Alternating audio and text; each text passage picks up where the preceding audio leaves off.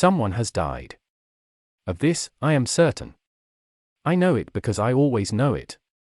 As I lie here alone in this big, empty bed and listen to the rain, I remember it as it returns to me, this feeling, this dread, skittering up and down my throat with 1,000 little legs. It settles in my stomach like a great stone, a solid, sickening weight. It is rancid in its heaviness and unmistakable in its familiarity. Someone has died. I do not know who. I sit up, and I take a long breath, pulling my legs out from beneath the covers so that they can dangle above the hardwood, cold where I press my feet. The remains of chipped red polish color my toes.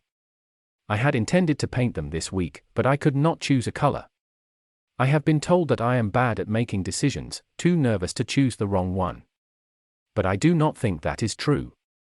Someone else has simply always been there to make them on my behalf. But I will make one now. I will call my daughter, I think. I move for the end table to retrieve my glasses. They sit crooked on my nose, and I push them back into place as I look at my cell phone, plugged into the wall there. I wait for it to ring. I stare. I expect it. But it does not. I had told my husband, at one time, that we should keep the landlines, one in the kitchen and one in the bedroom, for hurricanes or when the power goes out. But there was no point, he had decided, no point when we had a family plan, which was expensive. But sitting here now, maybe there was a point, I think, and maybe I had not insisted hard enough. A person cannot silence landline phones, after all, not really, not the way they do mobile phones at night. Maybe someone has called me already, someone with the most awful news, and I did not hear. Connie does not have a landline either, she may not even answer now. Or worse, she may no longer be able to. I shudder, picking up the device. No missed calls. I turn on the sound and begin to flip through my contacts, squinting in the dark. Connie will answer, I think. And she will be upset that I woke her for nothing. She will say that the children are asleep, and that she just checked on them. Howard is out cold beside her, and yes, she is positive, sure, 100% certain that she can see the rhythm of his chest, up and down, up and down. He is breathing. He is breathing, and he has work in the morning. And so, I really should not bother them so early. There is nothing to worry about, and she will visit me soon. And we will get our toes done together, the pair of us. It must be the storm, she will say, the storm riling me up. Connie has always thought I worry too much, though.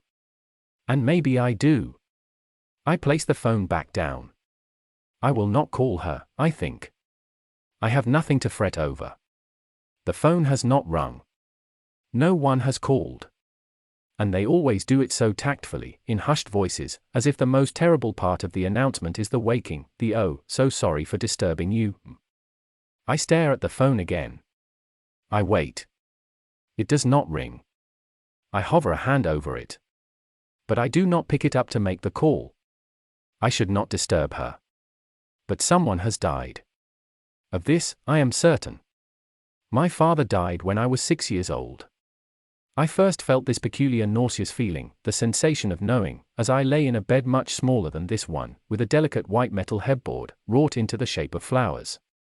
I awoke and stared at the ceiling, taking a long, labored breath and pulling the heavy comforter up to my chin, just as I always did to fight off the wind that could fill that room in the winter months. It rattled the windows, and it rattled me, shaking my very bones as I rolled over to look at the little toy chest across the room.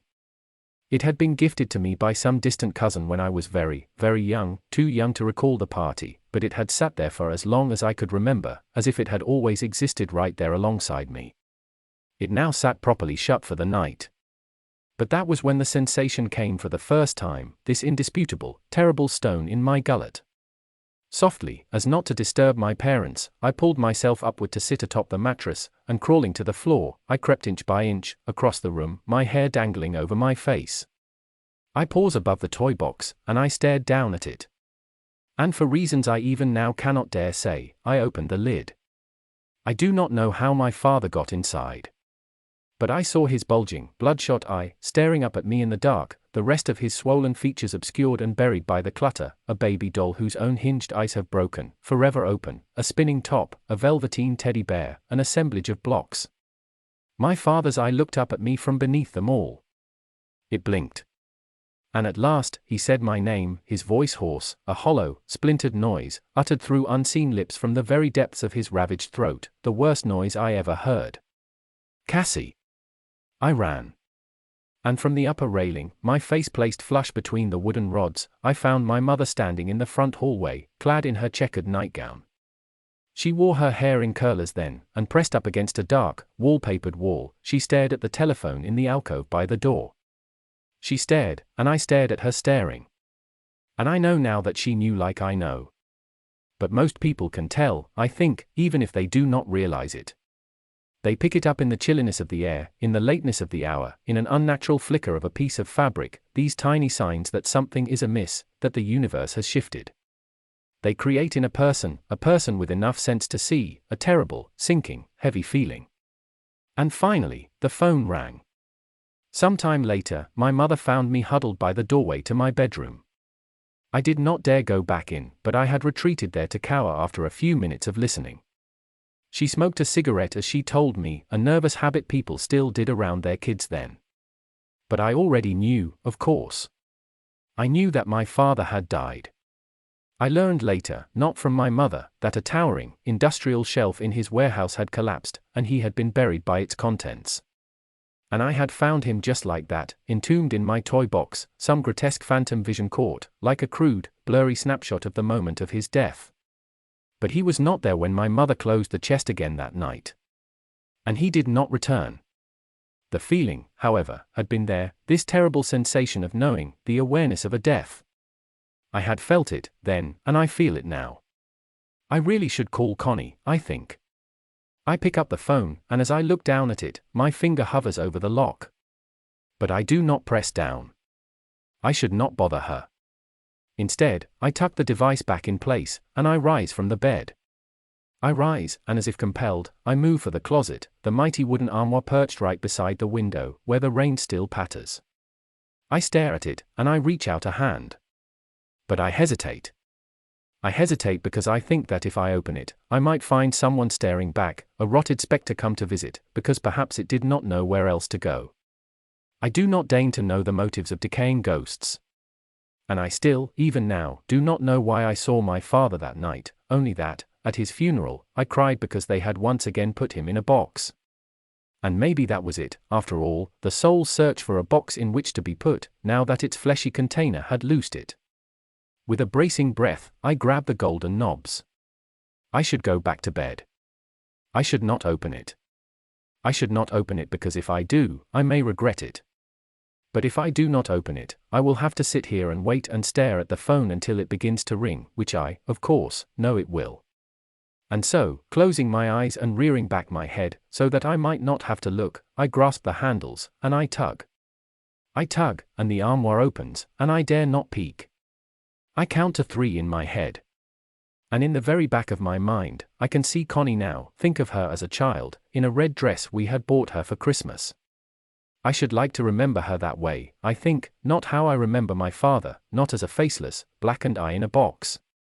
I turn back my head. I take another breath. And I open my eyes. I see clothing, and only clothing, a closet full of patterned blouses and dresses I have so few opportunities to wear. But I will have to pick something now, in black, for the services, I think, for whichever one I will have to attend. Not that one, though. But maybe this one, I decide, reaching out to run my fingers along the edges of a dark, collared dress, with silver buttons down its back. No, maybe not. Reaching into the armoire again, I pull out a dress with a low waist, a black rose stitched on the hip. I could wear it with the long silver chain my husband bought me, I think, the one with the silver charms. But maybe that would be too garish, too bold for such a grim occasion. No, I think I could wear it with my mother's pearls, they are more understated. I had known it when she died too. But she had not gone suddenly, no, not like a lamp abruptly turned out before the dark. Her own end had come gradually, like the waning glow of sunset, bit by bit, until night could be the only natural, expected conclusion. The phone rang in the middle of the afternoon that day, when I had been folding laundry, the weight of knowing in my stomach. The hospital had told us to go home and to rest that morning and that they would call if anything changed. But something had indeed changed before they decided